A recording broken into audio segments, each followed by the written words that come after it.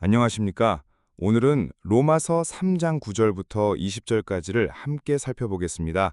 먼저 구조부터 보겠습니다. 9절의 선언과 19, 20절의 결론이 샌드위치, 곧 교차대구 구조를 이룹니다. 9절, 유대인이나 헬라인이나 다 죄 아래 있다.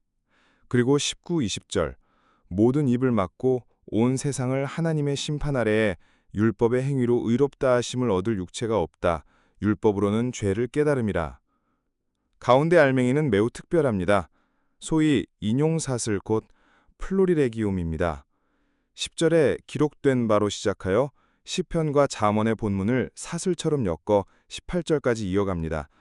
무작정 나열이 아니라 매우 치밀한 법정 장면을 연상시키는 배열입니다. 이렇게 상상해 보십시오. 바울이라는 검사가 시편 14장 1절부터 3절을 근거로 유대인이나 헬라인이나 다 죄 아래 있다고 기소합니다. 기소 요지는 10절부터 13절입니다. 의인은 없나니 하나도 없고 깨닫는 자도 없고 하나님을 찾는 자도 없고 선을 행하는 자는 하나도 없다. 이제 증거가 제출됩니다. 첫째 증거는 입입니다. 목구멍은 열린 무덤, 혀로는 속임, 입술에는 독사의 독, 입에는 저주와 악독.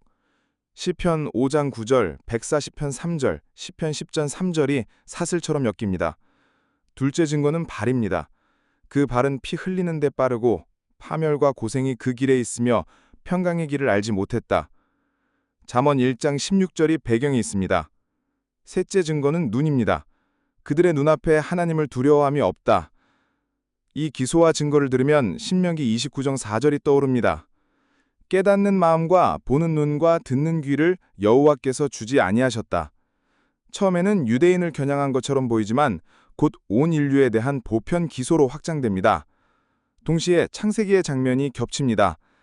여자가 선악과를 보아 좋아 보였고 눈, 금하신 말씀을 거슬러 따먹고 입, 아담과 함께 하나님을 피해 숨었습니다. 발, 눈, 입, 발로 이어지는 죄의 패턴이 이미 창세기에서 드러났고 지금 바울의 법정에서도 폭로됩니다. 이제 거룩하신 재판장이 선고하십니다. 19, 20절의 결론입니다. 첫째, 모든 입을 막고 변명은 끝입니다. 둘째, 온 세상을 하나님의 심판 아래 보편적 책임입니다. 셋째, 율법의 행위로 의롭다함은 없다. 율법은 구원의 사다리가 아니라 죄를 깨닫게 하는 거울입니다. 여기서 중요한 통찰이 나옵니다. 이것은 안티셰마입니다. 신명기 6장 4절부터 9절은 귀로 듣고 마음으로 사랑하고 입으로 가르치고 눈 사이에 기호로 붙이고 집에 앉을 때든 길을 갈 때든 말하라고 명합니다. 그러나 피고들은 그 정반대로 삽니다. 말씀을 귀로 듣지 않고 눈으로 기억하지 않으며 입으로 왜곡하고 발로 평강의 길을 떠납니다. 정리하겠습니다. 이 샌드위치 구조는 모든 사람이 죄 아래 있다는 결론과 율법은 죄를 깨닫게 한다는 기능을 분명히 합니다. 가운데 인용사슬은 눈, 입, 발 모티브로 죄의 전면성과 보편성을 법정처럼 증명합니다. 결국 우리는 막힌 입으로 은혜가 필요한 자리에 서게 됩니다. 그리고 이어질 21절, 그러나 이제에서 하나님의 의의 길이 열립니다. 주님의 말씀 안에서 이 진리를 굳게 붙으시기 바랍니다. 감사합니다. 안녕하세요. 오늘 저희가 함께 살펴볼 자료는 성경 로마서 3장 9절부터 20절에 대한 해설입니다. 네, 안녕하세요. 이 구절들, 이게 인간의 상태, 또 율법의 역할에 대해 뭘 말하는지 이 해설 자료가 내놓는 분석을 좀 깊이 파고들어 보려고 합니다. 네, 아주 중요한 본문이죠. 그렇죠. 이 해설 자료는요, 본문의 구조를 아주 세밀하게 뜯어보고 특히 바울이 구약 성경 구절들을 어떻게 가져와서 자기 논증을 펼치는지 여기에 초점을 맞추고 있더라고요. 맞습니다. 인용 방식이 아주 독특하죠. 네. 그래서 오늘 저희 탐구 목표는 이 해설 자료의 분석을 통해서 로마서 이 부분이 던지는 메시지, 그러니까 모든 인간이 처한 그 상황, 그리고 율법의 진짜 기능이 뭔지 이걸 좀 명확하게 이해하는 데 도움을 드리는 겁니다. 네, 좋습니다. 자, 그럼 이 해설서가 제시하는 분석 속으로 한번 같이 들어가 볼까요? 네, 먼저 이 해설서가 딱 주목하는 게 본문의 전체 구조예요. 이게 상당히 재밌는데 9절에 나오는 선언 있잖아요. 유대인이나 헬라인이나 다 죄 아래 있다. 이 말씀하고요. 네, 저 뒤에 19절, 20절 결론. 모든 입을 막고 온 세상이 하나님의 심판 아래 있고 율법 행위로는 의롭다함을 얻을 육체가 없다. 아, 네네. 그 시작과 끝 말씀이요. 네, 이 두 부분이 앞뒤에서 내용을 딱 감싸고 있다 이런 분석이에요. 해설에서는 이걸 뭐 교차대고 구조, 네, 뭐 샌드위치 구조라고도 부르죠. 맞아요. 샌드위치 구조. 근데 이게 그냥 문학적인 기교는 아니라고 설명하던데요. 이 구조가 왜 중요하다고 보는 걸까요? 네, 이 해설소가 그 구조를 주목하는 게 그냥 글을 예쁘게 쓰려고 그런 게 아니라는 거죠. 아, 해설에 따르면 바울이 이 구조를 통해서 이제 본격적인 논증 전에 이미 최종 결론을 먼저 딱 못 박아 두려는 거예요. 결론부터. 네, 모든 인간은 죄 아래 있고 율법으로는 절대 의로워질 수 없다. 이 사실을 그냥 시작부터 강력하게 선언해버리는 거죠. 뭐랄까, 재판장이 판결부터 내리고 이유를 설명하는 것처럼요. 그렇군요. 네, 시작과 끝에서 이걸 분명히 하니까 그 사이에 나올 증거들이 더 무겁게 다가오고 이걸 뱉는 사람이 빠져나갈 길이 없구나 하고 처음부터 느끼게 만드는 거죠. 확실히 도망갈 구멍을 막아버리는 느낌이네요. 그렇죠. 그러면서 동시에 율법의 역할이 우리를 구원하는 게 아니라 이 죄 아래 있음을 깨닫게 하는 진단 도구다. 이걸 강조하는 장치도 되는 거고요. 네, 결론을 먼저 제시해서 논증의 방향과 무게를 딱 잡아주는 전략이다. 이런 분석이군요. 흥미롭네요. 네, 아주 효과적인 전략이죠. 그럼 이제 그 샌드위치 속 알맹이, 그러니까 10절부터 18절에 대한 분석으로 들어가 보죠. 해설에서는 이 부분을 인용 사슬이라고 부르더라고요. 네, 뭐 영어로는 사이테이션 체인이라고도 하고 좀 학술적으로는 플로리레기움이라고도 하고요. 플로리레기움. 그게 그러니까 구약 성경 구절들, 뭐 시편, 이사야, 잠언 이런 데서 가져온 구절들을 사슬처럼 엮었다. 이런 뜻이죠. 맞습니다. 여러 구절들을 쭉 연결해 놓은 거죠. 근데 해설서는 이게 그냥 관련 구절 모아놓은 게 아니라 굉장히 치밀하게 구성된 마치 하나의 법정 장면 같다고 묘사해요. 어떤 점에서 그렇다고 보는 건가요? 단순 인용 모음 이상이라는 거잖아요. 정확합니다. 해설서가 이 부분을 분석하면서 바울을 거의 뭐 검사 역할로 비유를 해요. 검사요? 네. 이 검사가 온 인류, 그러니까 뭐 유대인이든 헬라인이든 구별 없이 다 피고석에 세우고 기소하는 장면을 한번 상상해 보라는 거죠. 와, 그 기소의 핵심 내용이 바로 10절부터 12절에 인용된 시편 14편 또는 뭐 시편 53편 말씀입니다. 기록된 바 의인은 없나니 하나도 없으며. 그 유명한 구절이요. 깨닫는 자도 없고 하나님을 찾는 자도 없고 다 치우쳐 함께 무익하게 되고 선을 행하는 자는 없나니 하나도 없다. 네, 바로 그거죠. 해설서에 따르면 이게 그냥 몇몇 사람 얘기가 아니라 인류 전체의 영적 상태에 대한 보편적인 진단이고 고발이라는 거예요. 법정에서 검사가 기소 요지를 딱 낭독하는 것 같은 효과를 준다는 분석입니다. 검사의 기소로 시작하는 법정 장면이라 상당히 드라마틱한 해석인데요. 그러면 기소했으면 증거가 나와야 하잖아요. 그렇죠. 해설서는 이 증거 제시 방식도 아주 체계적이라고 분석하던데 구체적으로 어떤 순서로 또 어떤 내용으로 제시된다고 설명하나요? 네, 해설서 분석에 따르면 바울이 제시하는 증거들이 인간 존재의 여러 측면을 하나하나 짚어가면서 이 죄라는 게 얼마나 전인격적으로 퍼져 있는지를 보여준다고 해요. 그 순서가 이렇습니다. 네. 첫 번째 증거는 인간의 말, 그러니까 입과 관련된 거예요. 13절, 14절을 보면 그들의 목구멍은 열린 무덤이요 그 혀로는 속임을 일삼으며 그 입술에는 독사의 독이 있고 그 입에는 저주와 악독이 가득하고 이렇게 나오죠. 네, 무시무시한 표현들이네요. 그렇죠.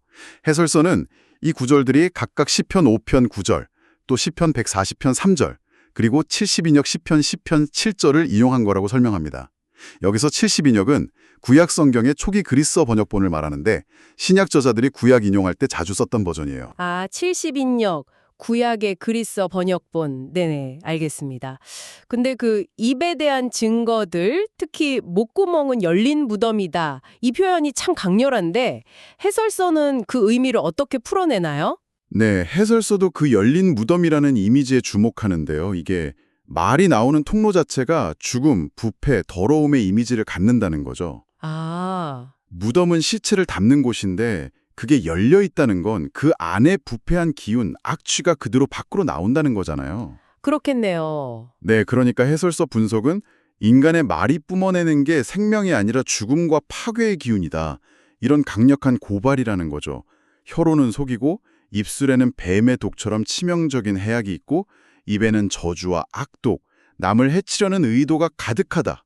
이런 증언들을 통해서 말이란 게 단순한 실수가 아니라 인간 내면의 깊은 부패와 악함이 밖으로 드러나는 핵심 통로다. 이렇게 분석하는 겁니다. 와, 정말 무서운 진단입니다. 말이 내면의 부패를 드러내는 통로라. 그럼 두 번째 증거는 뭐죠? 두 번째 증거는 인간의 행동, 즉 발과 관련됩니다. 15절부터 17절인데요. 그 발은 피 흘리는 데 빠른지라 파멸과 고생이 그 길에 있어 평강의 길을 알지 못하였고 이렇게 기록되어 있죠. 네. 해설서는 이 구절들이 이사야 59장 7절 8절 그리고 잠언 1장 16절을 배경으로 하고 있다고 분석합니다. 여기서 발이 피 흘리는데 빠르다. 이건 어떤 의미를 해석해야 할까요? 해설서는 이걸 어떻게 설명하죠? 해설서에 따르면 여기서 빠르다는 게 그냥 속도만 말하는 게 아니에요. 그건 악을 향해 나아가는 인간의 어떤 경향성, 그쪽으로 달려가려는 적극성, 신속함, 이걸 보여준다는 거죠. 아, 그냥 빠른 게 아니라 적극적으로 그쪽으로 간다는 거군요. 네, 자석에 쇠붙이가 끌려가듯이 악한 일, 특히 다른 사람 해치고 생명 파괴하는 일, 즉 피 흘리는 일에 주저함 없이 달려가는 모습을 묘사한다는 거예요. 그 결과는 당연히 파멸과 고생이고요. 네. 그리고 더 나아가서 평강의 길, the way of peace를 알지 못한다는 건 해설서 분석에 따르면 그냥 평화로운 방법을 모른다, 이 차원을 넘어서는 거예요. 하나님과의 올바른 관계, 또 이웃과의 조화로운 관계에서 오는 그 참된 평화, 샬롬 있잖아요. 네, 샬롬. 그 샬롬을 경험하고 추구하는 삶의 방식 자체를 잃어버렸다. 이런 근본적인 진단을 담고 있다는 거죠. 그러니까 인간 행동의 방향성 자체가 근본적으로 잘못됐고 파괴적이다. 이런 고발이라는 분석입니다. 말에 이어서 행동까지 죄가 미치지 않는 영역이 없어 보이네요. 마지막 세 번째 증거는 뭐죠? 세 번째이자 마지막 증거는 인간의 근본적인 태도, 그러니까 눈과 관련됩니다. 18절인데요. 그들의 눈앞에 하나님을 두려워함이 없느니라 함과 같으니라. 아, 눈. 네. 이 구절은 시편 36편 1절을 직접 인용한 거고요. 해설서는 이 증거가 맨 마지막에 놓인 게 아주 중요하다고 강조해요. 왜 이 하나님을 두려워함 없음이 맨 마지막에 오는 게 중요하다고 보는 건가요? 이게 모든 문제의 근원이라는 건가요? 네, 해설서 분석이 바로 그겁니다. 이 마지막 증거가 앞에서 말한 입과 발의 문제, 즉 부패한 말과 파괴적인 행동의 근본 원인이 바로 여기에 있다. 이걸 보여주기 때문이라는 거죠. 아하, 하나님을 두려워함이 없다는 건 그냥 하나님을 안 무서워한다 이 뜻이 아니고요. 하나님을 의식하지 않고 그분의 존재와 권위를 인정하지 않고 그분의 뜻과 기준을 전혀 고려하지 않는 삶의 태도, 이걸 의미하는 거죠. 네. 해설서는 이게 바로 모든 죄악된 말과 행동이 흘러나오는 근원적인 셈과 같다고 분석해요. 하나님을 경외하지 않으니까 그분 기준 대신 자기 욕망이나 판단을 따르게 되고 그게 결국 부패한 말, 입, 발, 파괴적인 행동, 발로 나타난다 이런 논리죠. 그렇군요. 그래서 해설서는 이 입, 발, 눈 순서의 증거 제시가 그냥 죄 목록 나열이 아니라 죄가 인간의 특정 부분이 아니라 말과 행동 그리고 그 근원이 되는 마음의 태도, 즉 전인격에 걸쳐서 깊이 뿌리내리고 있음을 입증하는 아주 효과적인 방식이라고 평가하는 겁니다. 듣고 보니 정말 체계적이네요. 입, 발, 눈 순서로 증거를 제시하면서 죄의 전면성을 드러내는군요. 네. 그런데 해설서는 여기서 한 걸음 더 나가서 아주 흥미로운 연결점을 제시해요. 어떤 거죠? 이 눈, 입, 발 순서가 창세기 3장에 나오는 인간의 첫 타락 이야기 패턴하고 놀랍게 비슷하다는 점을 지적해요. 창세기 3장이요. 네. 기억하시겠지만 하와가 선악과를 먼저 눈으로 보잖아요. 먹음직도 하고 보암직도 하고 지혜롭게 할 만큼 탐스럽기도 한 나무인지라. 아, 맞아요. 보고 나서? 네. 그 시각적인 유혹에 넘어가서 결국 입으로 그 열매를 먹죠. 그리고 죄를 지은 다음에는 어떻게 했나요? 숨었죠. 하나님 피해서. 그렇죠. 동산 나무 사이에 숨습니다. 즉 발로 하나님으로부터 도망친 셈이죠. 아, 눈, 입, 발. 진짜네요. 네. 해설사는 이 눈, 입, 발 패턴이 그냥 우연이 아니라 죄가 인간에게 들어오고 인간이 하나님을 떠나게 되는 그 뿌리 깊은 실패의 원형, 뭐랄까 아키타입을 보여주는 걸 수도 있다고 시사해요. 따라서 바울이 로마서 3장에서 구약 성경 인용하면서 이 순서를 따르는 건 그냥 개별적인 죄들을 고발하는 걸 넘어서 아담 이후 모든 인류가 공유하는 근본적인 실존 상태, 즉 하나님과의 관계가 깨지고 그분으로부터 멀어진 상태를 드러내려는 의도가 담겨 있다. 이런 깊이 있는 분석을 제공합니다. 와, 창세기 3장의 타락 패턴과의 연결이 나니 정말 놀라운 통찰인데요. 해설서는 여기서 그치지 않고 안티쉐마라는 개념까지 제시한다고요. 이건 또 무슨 얘기인가요? 쉐마는 들어본 것 같은데 안티쉐마라니요? 네, 이 해설서 분석 중에 가장 독창적이고 강력한 부분 중 하나라고 할 수 있습니다. 쉐마는 잘 아시는 것처럼 신명기 6장 4절 이하의 유명한 말씀이잖아요. 이스라엘아 들으라, 쉐마 이스라엘. 네, 마음을 다하고 뜻을 다하고 힘을 다하여 네 하나님 여호와를 사랑하라. 그렇죠.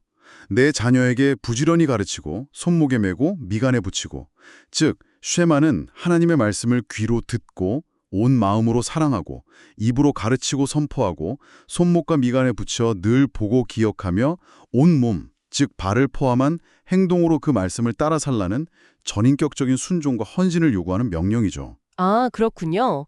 쉐마는 온몸으로 하나님 말씀을 따르라는 명령. 그렇다면 안티쉐마는 정확히 그 반대인가요? 해설서는 로마서 3장의 인간 모습이 어떻게 안티쉐마적이라고 분석하나요? 정확히 그렇습니다. 해설서 분석에 따르면 로마서 3장 10절부터 18절에 묘사된 인간의 모습은 쉐마가 요구하는 삶의 방식을 완전히 거꾸로 뒤집어 놓은 안티쉐마의 전형이라는 거예요. 완전 반대 모습이군요. 네, 쉐마가 들으라고 하지만 이들은 하나님의 말씀을 제대로 듣지 않죠. 깨닫는 자도 없다고 했잖아요. 쉐마가 마음으로 사랑하라고 하지만 이들은 하나님을 찾지도 않고 두려워하지도 않아요.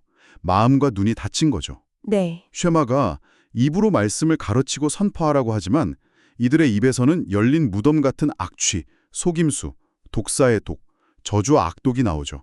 입의 기능이 완전히 왜곡됐어요. 네. 쉐마가 손과 발로 말씀을 행하라고 하지만 이들의 발은 피 흘리는 데 빠르고 파멸과 고생의 길로 달려가며 평강의 길을 몰라요. 발의 방향이 정반대인 거죠. 아. 해설서는 이 극명한 대조를 통해서 로마서 3장의 인간상이란 하나님께서 의도하신 인간 본연의 모습, 즉 하나님 중심으로 살면서 그분 말씀에 전인격적으로 반응하는 삶을 정면으로 거부하고 완전히 반대 방향으로 달려가는 철저히 왜곡되고 타락한 상태임을 보여준다고 강력하게 주장하는 겁니다. 앞서 분석한 입, 발, 눈에 죄악된 패턴은 결국 이 안티쉐마적인 삶의 구체적인 증거들이라는 거고요. 듣고 보니 안티쉐마라는 개념이 로마서 3장 10절에서 18절 내용을 하나로 꿰뚫는 아주 핵심적인 틀이 될 수 있겠네요. 하나님이 원하시는 삶의 완전한 반대 모습이라 정말 심각한 진단입니다. 그렇습니다. 이처럼 구약 인용사슬과 안티쉐마 개념을 통해서 인간의 전적인 타락 상태를 남김없이 고발한 바울의 논증은 이제 다시 샌드위치의 마지막 부분, 즉 19절과 20절의 강력한 결론으로 자연스럽게 이어지는 거죠. 네, 다시 결론으로 돌아왔군요. 네, 해설서는 이 결론 부분을 크게 세 가지 핵심 내용으로 요약해서 그 의미를 설명합니다. 네, 어떻게 요약하나요? 첫째, 모든 입을 막고. 해설서에 따르면 이 표현은 법정에서 피고인이 더 이상 아무런 변명이나 항변도 할 수 없게 된 상태를 의미해요. 유대인이든 이방인이든 그 어떤 인간도 하나님 앞에서 자기 의로움이나 무죄를 주장할 근거나 명분이 전혀 없다는 선언이죠. 모든 변명의 여지가 차단되었다는 겁니다. 꼼짝 못하게 만드는 거네요. 그렇죠. 둘째, 온 세상으로 하나님의 심판 아래에 있게 하려 함이라. 이건 죄의 문제가 특정 민족이나 문화권 또는 특정 개인에게만 국한된 게 아니라 문자 그대로 온 세상, 모든 인류에게 해당되는 보편적인 문제임을 확증하는 거예요. 네. 따라서 하나님의 공의로운 심판 역시 모든 사람에게 예외 없이 적용된다는 보편적 책임과 필연성을 강조한다는 분석입니다. 그리고 마지막 세 번째는요. 셋째, 그리고 가장 결정적인 결론이죠. 율법의 행위로 그의 앞에 의롭다 하심을 얻을 육체가 없나니 율법으로는 죄를 깨달음이니라. 아, 이 말씀. 네, 해설소는 이 구절이 유대인들이 그토록 의지했던 율법 준수를 통한 구원의 가능성을 완전히 부정한다고 설명해요. 율법을 지키려는 인간적인 노력을 통해서는 그 누구도 하나님 앞에서 의롭다 이렇게 인정받을 수 없다는 명백한 선언이라는 거죠. 그럼 율법은 왜 주셨냐는 질문이 바로 나오는데요. 네, 그렇죠. 그래서 바로 뒤에 답이 나오죠. 율법으로는 죄를 깨달음이니라. 해설서에 따르면 율법의 본래 기능은 우리를 구원하는 게 아니라 오히려 우리가 얼마나 하나님의 거룩한 기준에 미치지 못하는 죄인인지를 정확하게 진단하고 깨닫게 하는 거울 혹은 진단도구 역할을 한다는 겁니다. 구원이 아니라 진단도구. 네. 다만 해설서는 여기서 바울이 율법 자체를 나쁘다고 말하는 건 아니라고 강조해요. 율법은 선하고 거룩하죠. 문제는 그 율법을 온전히 지킬 능력이 없는 인간에게 있다는 점을 분명히 한다는 겁니다. 그렇군요. 모든 입이 막히고 온 세상이 심판 아래 있고 율법 행위로는 의로워질 수 없고 율법은 단지 죄를 깨닫게 할 뿐이다. 정말 강력하고 최종적인 결론이네요. 이 해설서 분석을 따라가 보니까 로마서 3장 9절에서 20절까지의 논증이 얼마나 치밀하고 강력한지 새삼 느끼게 됩니다. 네, 그렇죠. 해설서가 강조하듯이 이 구절들은 인간 스스로의 힘으로는 도저히 해결할 수 없는 근본적인 문제 상황을 우리 앞에 딱 펼쳐놓는 거죠. 네. 결국 이 논증의 끝에서 우리는 어디에 서게 될까요? 해설서는 바로 막힌 입의 상태에 서게 된다고 말해요. 스스로를 변호할 수도 구원할 수도 없음을 철월하게 인정할 수밖에 없는 상태. 그리고 바로 그 상태에서 비로소 외부로부터 오는 도움, 즉 하나님의 은혜와 개입이 얼마나 절실하게 필요한지를 깨닫게 된다는 겁니다. 네. 절망 속에서 희망을 찾는 시작점이 될 수도 있겠네요. 그렇죠. 흥미롭게도 해설서가 마지막에 살짝 언급하듯이 이처럼 인간의 절망적인 상태를 최종 진단하는 바로 다음 구절, 로마서 3장 21절에서 바울은 그러나 이제는 이렇게 시작하면서 but now. 네, 마치 극적인 반전처럼 율법과는 다른 새로운 구원의 길, 하나님의 의가 나타났음을 선포하거든요. 벼랑 끝에 선 사람에게 새로운 길이 딱 열리는 것 같은 그런 극적인 전환이죠. 오늘 우리가 함께 살펴본 로마서 3장 9절부터 20절에 대한 이 해설서는 우리에게 참 많은 생각거리를 던져주었습니다. 핵심은 명료했던 것 같아요.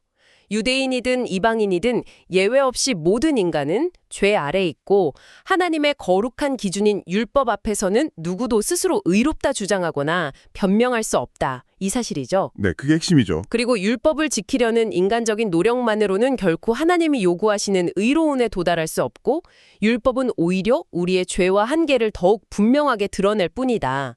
이 점을 이 해설서가 샌드위치 구조, 구약 인용 사슬을 통한 법정 공방식 논증, 또 안티쉐마라는 개념까지 동원해서 명확하게 분석해 주었습니다. 맞습니다. 이 해설서 분석을 통해 우리는 바울이 얼마나 철저하게 인간의 자기의, 뭐랄까 스스로 잘났다고 여기는 그 가능성을 무너뜨리고 있는지를 보게 되는 거죠. 네. 어쩌면 그 막힌 입이라는 상태가 우리가 하나님의 은혜를 받아들이기 위한 필수적인 전제 조건일지도 모릅니다. 내가 나를 구원할 수 없다는 것을 깊이 깨달을 때 비로소 구원자를 향해 손을 내밀 수 있으니까요. 그렇다면 이 해설서의 분석은 궁극적으로 듣고 계신 여러분을 어떤 상태에 이르게 할까요?